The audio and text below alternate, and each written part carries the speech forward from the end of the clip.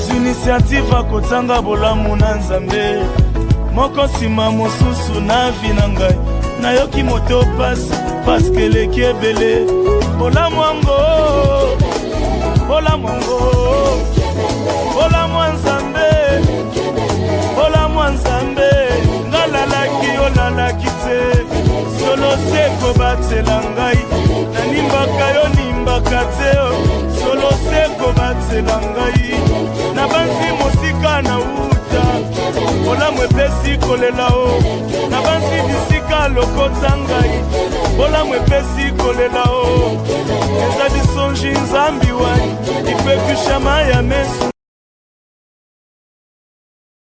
Bonjour, bonsoir, Balandia, le Protestant TV, na émission na bino ouvrons la Bible, to pesi bino mbote, na pesi bino mbote, na kombo na Yesu mokonzi pe mobiksi na biso, to pesi lisusu nzambe merci, o apesi biso pe na bomo ipo lelo, nazala liboso na bino, bino bomo na ngai pe nazala na elikia ke bozo mo na ngai.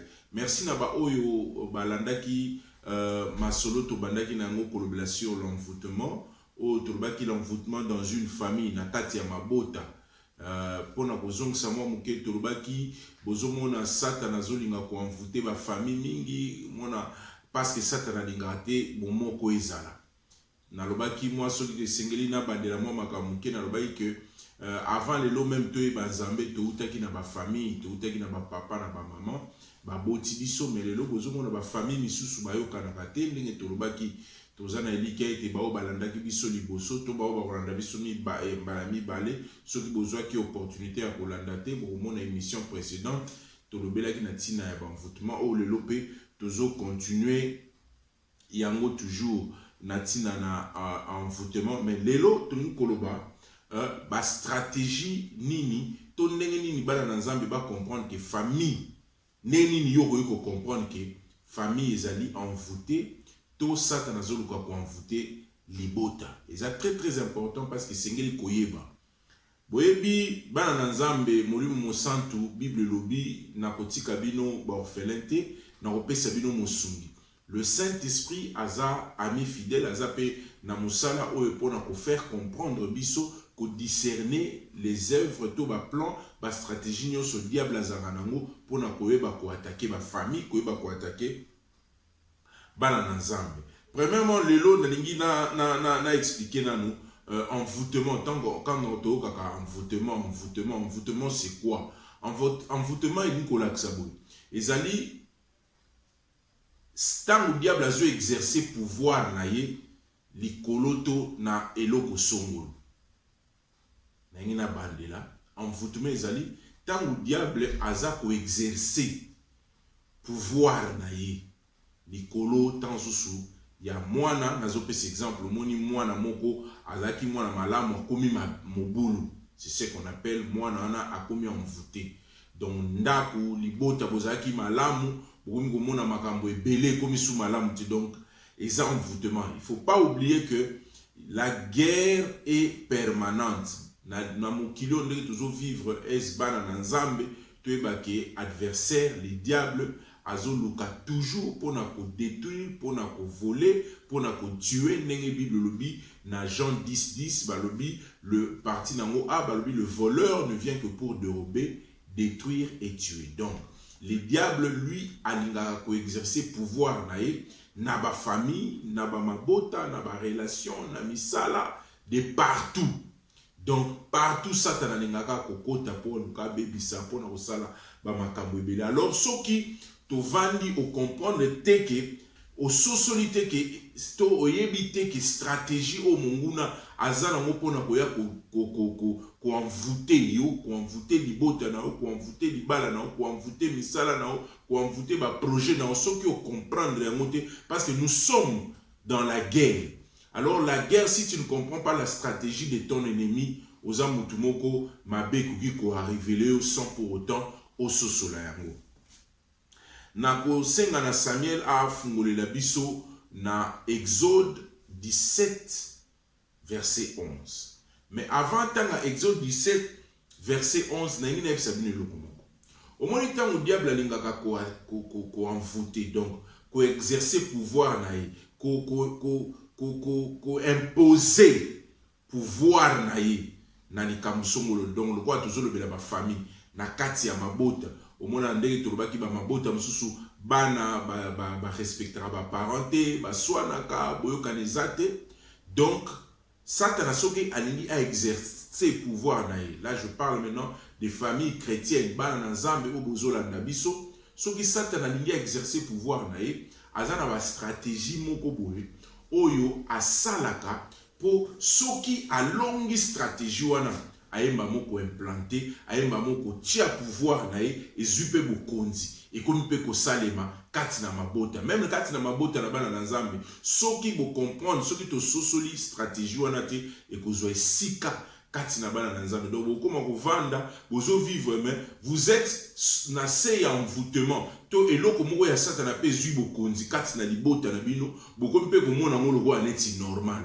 Or eza normalité mais nzoka donc wana eza ba stratégie moko boye Satan azaka nango o lelo to komeka to fungola Bible to comprendre yango parce que soki to comprendre yango tango yo sosoli stratégie donc comme lokola ennemi na yo komi à la portée oyebi eloko nini alingi kosala oyebi eloko nini azwa kosala ekozala pe makasi mpona yo mpona kolonga envoûtement. Donc topesi nzambe encore une fois merci toza kosenga na bandeko oyo bazo linga ko s'abonner bolanda na vidéo oyo pona koyeba ndenge nini bokoki ko s'abonner po ezana bato mususu baza ko s'abonner kaka me bazo fina sonnerie wana ya notification te botala pena ndenge nini bokoki ko s'abonner pe ba commentaire na bino numéro eza affiché za numéro ya WhatsApp eza très important de na lobaki merci mingi na maman Angèle Meta ye pena benga nga partir ya Cape Town na Strain ya benga nga tant so pona ba remarque tant so pona ba proposition vraiment toujours senga la bande konyo so bozola na le Protestant TV partout bozali ba obalanda biso na Belgique ba obalanda biso na Congo ba obalanda biso na Afrique du Sud ba obalanda biso na États-Unis mama Dina Bumba Moleka toza na besoin ya ba remarque na bino Patrick Matondo na madame kuna place bozali na États-Unis et si kanyo so bozomona soki moi remarque ezali bozoko sa boye ça peut bande boye ko zo pe link au partager mon na Facebook yo tant susu pe ko aider ote lelo tant susu pe ko aider ndeko mususu mais to landa nanu ndenge nini koki ko s'abonner na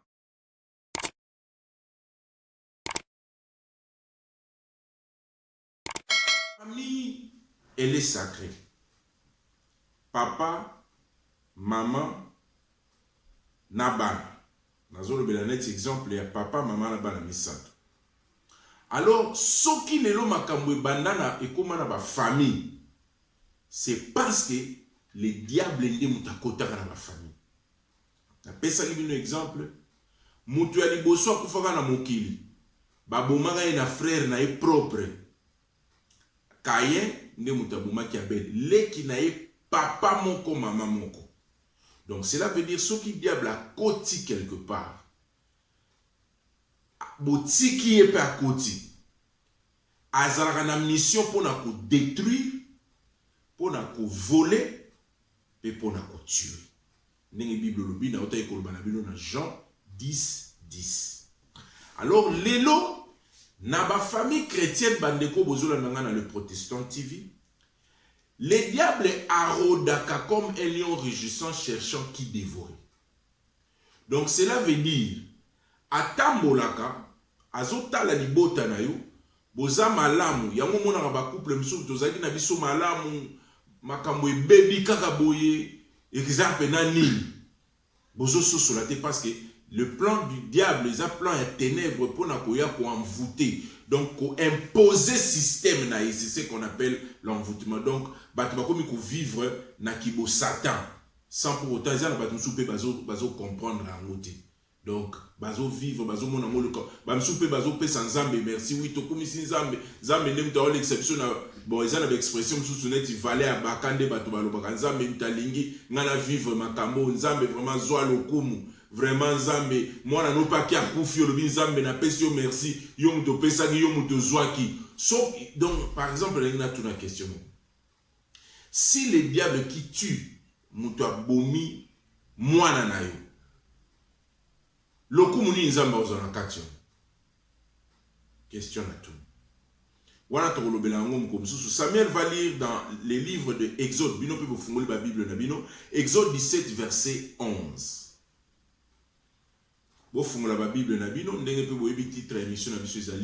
Ouvrons la Bible. Samuel a fungoli. Exode 17, 11. Oui. Et il arrivait que lorsque Moïse élevait sa main, Israël était alors le plus fort. Mais quand il reposait sa main, alors Amalek était le plus fort. Bon, n'a pas cet exemple pour nous. Bana na Israël, bazalaki kobunda na Amalek. Bango bazalaki na ngambo yo, neka bitumba ezalaka. Boye bokutani bobandi kobomana. Boye ba ke bitumba yo sezaka pona kobomana. Bitumba ya aventure ezaka te o to bondi po to komi na suka, to stopper, to continuer lobby. Donc, na bitumba nyonso, on voit déjà il y a l'esprit des morts na kati ya makambo nyonso. Là, je vous annonce, si le diable entre quelque part, donc botia na mutu na bino déjà mort moko ya façon nyonso ezalaka. Ça peut être mort physique, mort spirituelle, omona donc na ba business na ba makambo nyonso amemaka eloko wana pe o ezali ya kufa na kati. Mais ce qu'on appelle, c'est un exemple que Moïse, Nzambe alobaki na ye, tango ya zo sambela, avant di likolo, azo sambela tomboli maboko ne likolo, soki atomboli maboko ne likolo, bana Israël bazolonga.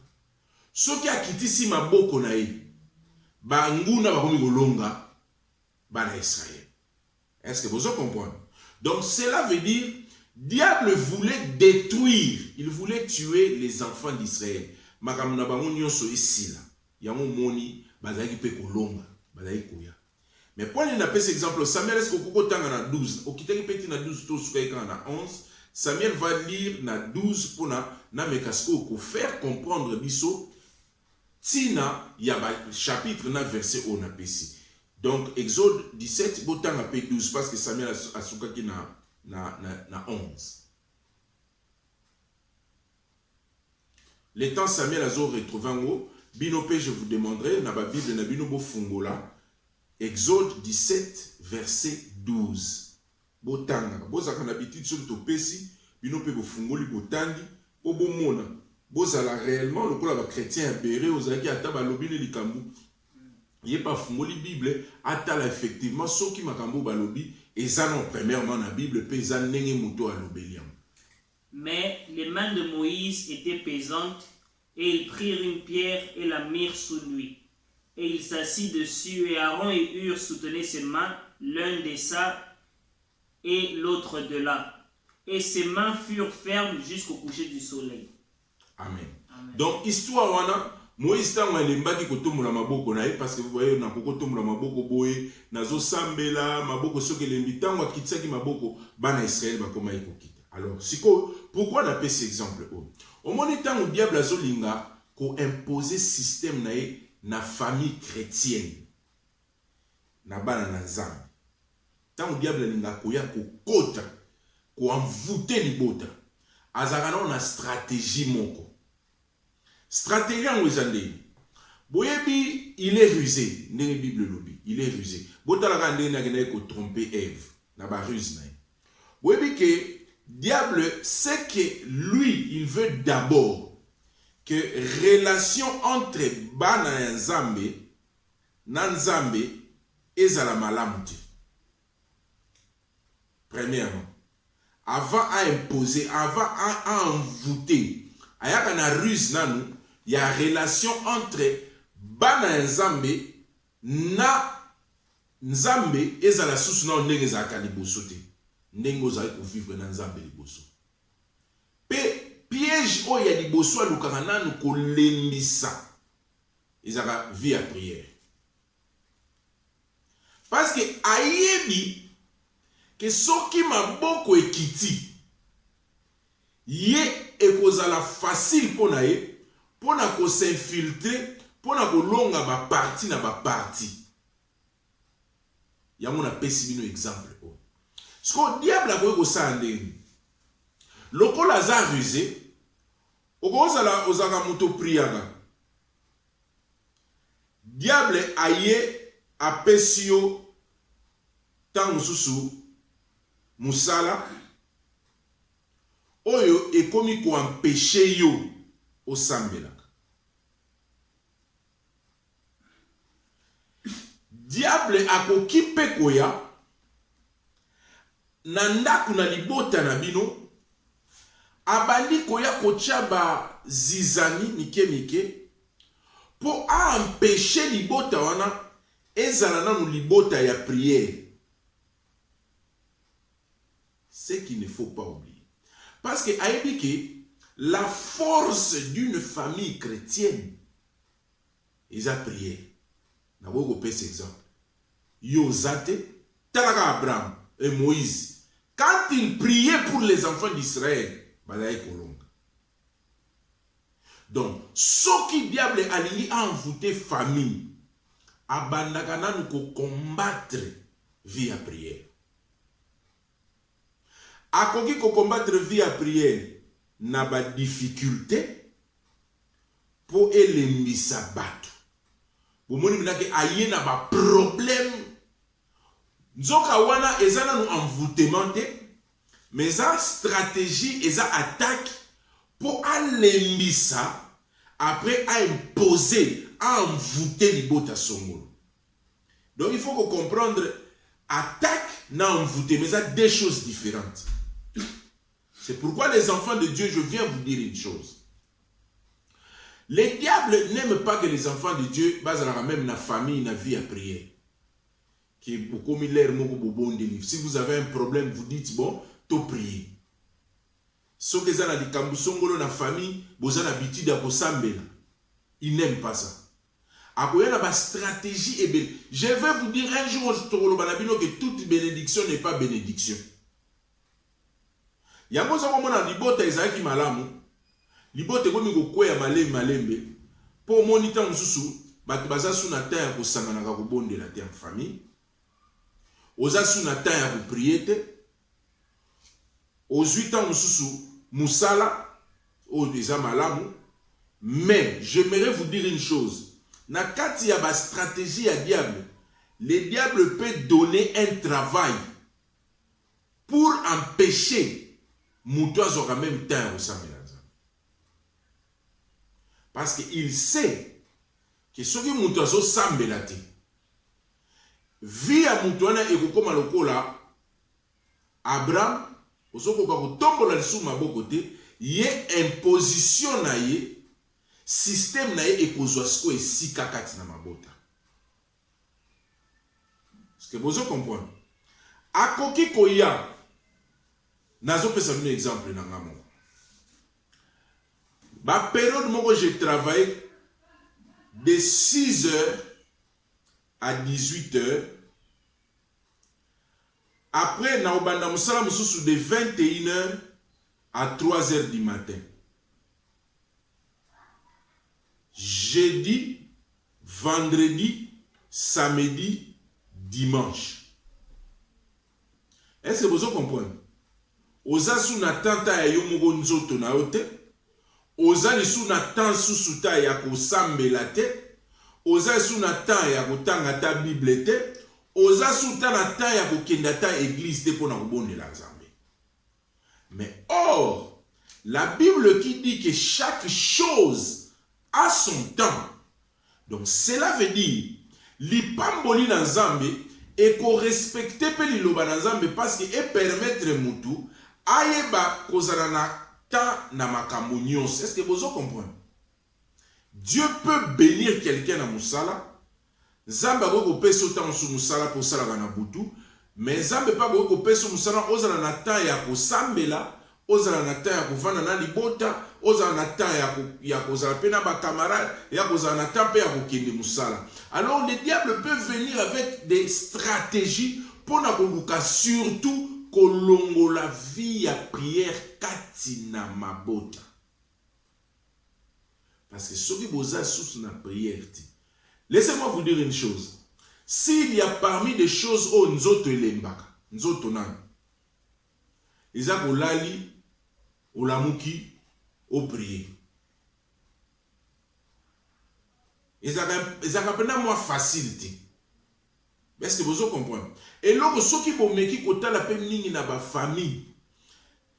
Unité wana boyoka ni moko ya kozala ke ko prier na bomoko. Le diable n'aime pas ça. Yangwana nazo senga na balandi ya le Protestant TV. Lelo nazo parler nanu stratégie. Mère, il y a diable ou à l'ukakapo à imposer pour envoûter famille. Parce que je vais vous dire une chose. Une famille qui prie, les diables ont l'onga ba mon envoûtement. Ils peuvent venir avec des stratégies. Akoki koya kobundi sabino. Mais à cause ya mabondeli. Bokolonga. Tala so bozo se rappeler na pesaka exemple moko. Na lobaka ke ngai na madame Nangai, nous avions prié le jour où tout ça qui mariage Nabiso. Nous avions prié pour ça. Mais qu'est-ce qui s'était passé? Moi, Nabiso Emmanuel, j'ai autant préparé madame pour Nakola Tisaye, moi, Naki, à la piscine. Mais ce qui, papa jardinier, ou ayake pas marraine, Nangate, bijou, kadimana, papa Stanina, pesi, bamombote, ayakate jour wana né tourner au père de moi. Mais le Seigneur a mis dans notre cœur cet esprit. Le Saint-Esprit nous a donné la force Yakobo de là contre l'oignon ce diable a préparé pour la jour. Donc l'envoûtement du diable Katina Libota, ça amène la mort, ça amène la pauvreté. Tu peux être attaqué. Tu vois, au moins, il peut m'accompagner aussi mbati. Faut toujours, faut au bon de la zambe, avoir la foi. Faut prier quand les problèmes arrivent. Le diable veut pour décourager Moutou. Aux alamoutou, au leli, à Nzambe, au pene komini. Il peut même venir avec des idées que, peut-être c'est Dieu qui veut que dans les canaux chemin ou. Yango nazo yebisabino balandi. Ba ma beauté commis envoûté. Na pesi un exemple. La famille ezali papa, maman, na ban. Siko soki ma bota et comme papa, maman. Papa akei libanda, maman akei libanda. Bana c'est la famille.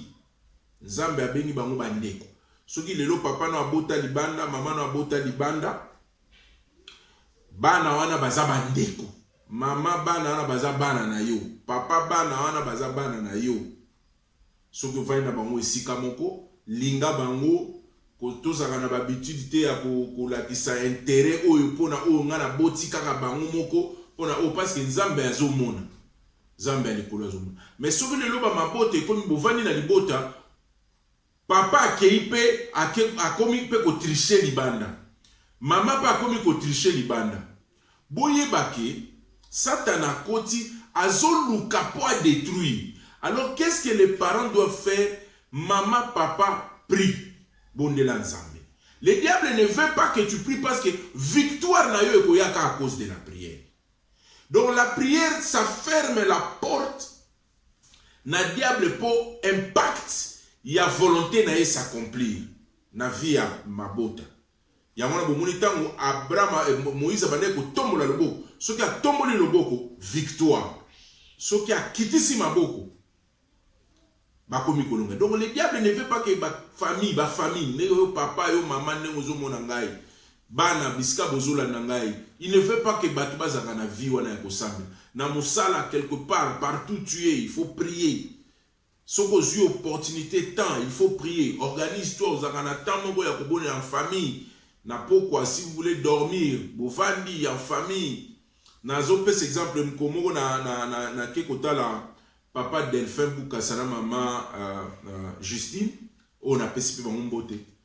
Na yokuta bana nyoso bavandi papa Delphin simbi tablette na ye azo prêcher bango bazo prier. Ça et vandi sakape bomoko kati na balibota. Parce que diable stratégie na ye ils a alembisa via prière. Kati na mabota, kati na papa, na maman, na bande. S'il y a un problème, il faut prier. en famille, papa na maman, vous avez temps, vous priez, vous bondez Nzambe, moni ngai penza, ngai, wana na juger mutute. Expression wa to luka Nzambe. Wa mutra mtaluba ngona ndenge na nazana nga contre ya ngoti. Menetsinga na luka mutu o na yebi place azate. Wana ngai. Alors comme Dieu habite en moi, je sais qu'il est en moi. Donc na loba ndenge na yebi Nzambe. Wana ngai, pardon, muta ko interprétant ma bête. Nga na lobaka nazo yebi Nzambe. Pour na luka mutu na yebi place azate, mais comme je sais qu'il habite en moi. Comme l'apôtre Paul dit, Christ en moi, c'est l'espérance de la gloire. Dieu habite en nous. Par son esprit. Quand il y a un problème, je sais qu'il est en moi.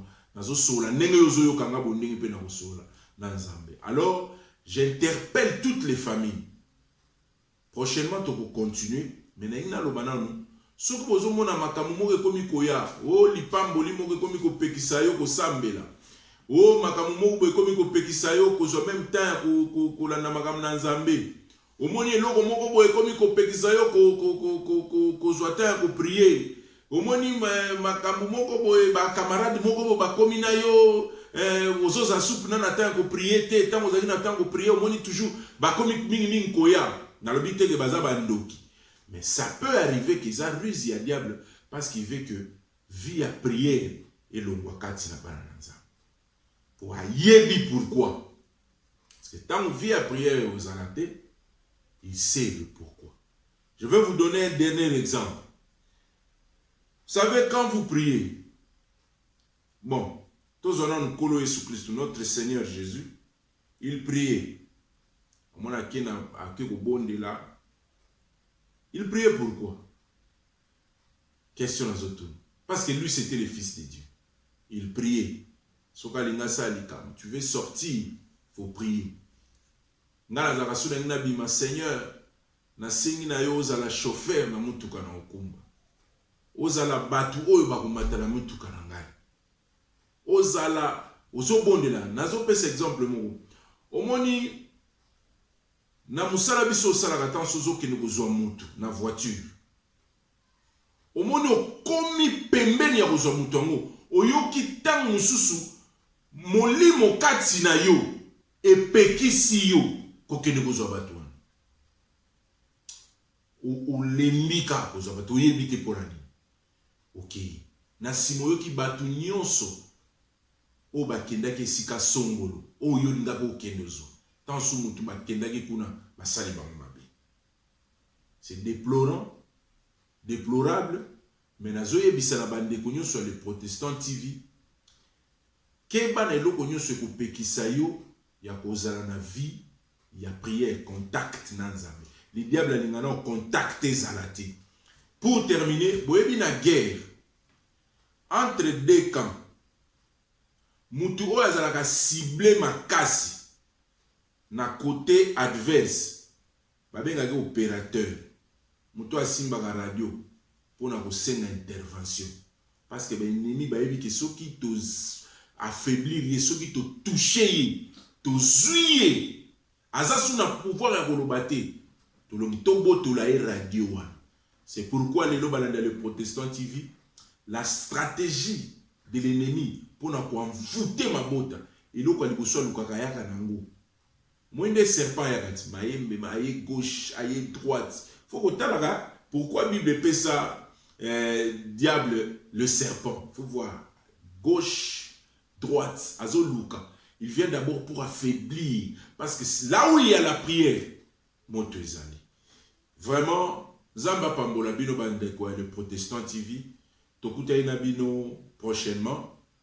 Beaux émissions, beaux partagés, les numéros sont affichés. Merci na Samuel, merci na Bandeko Nyoso Bozolanda Biso.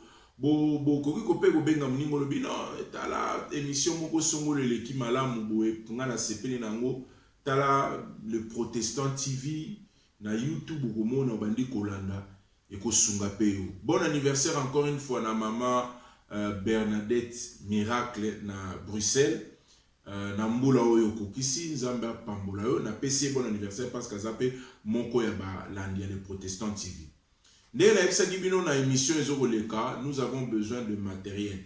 Tolobi boy, si Dieu te touche, yo, Zambé a touché yo. Ogoye kobenga biso tinde biso matériel. Nous avons besoin de caméra, nous avons besoin de projecteur, nous avons besoin de ordinateur, tout le monde perfectionner musala ou tout ça. Si Dieu te touche, les numéros na biso yango les affichés. So vous avez une caméra moko professionnel, moli mon Nzambe tout tio. Ogobenga to comme la biso na WhatsApp pour soutenir œuvre oyo. Pour tous en avoir parce qu'à un moment besoin la lumière réseau kita lumière réseau mata Zambe pena likolo pa mona po eloko to boyo lobaka nsuka yangwana Zamba pa mona bino to kuta na bino prochainement keba na programme ya prière.